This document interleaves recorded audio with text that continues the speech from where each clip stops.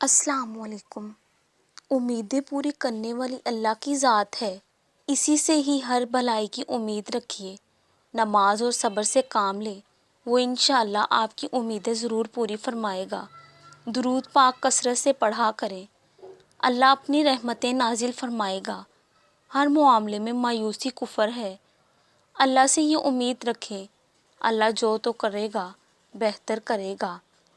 اِنَّ مَعَ الْعُسْرِ یسرًا، یقین جانیے کہ ہر تھکاوٹ کے پیچھے بے حد سکون ہوگا، اور ہر غم کے پیچھے بڑی خوشی تمہاری منتظر ہے، اور ہر پریشانی کے پیچھے بہت بڑی کشائش موجود ہے۔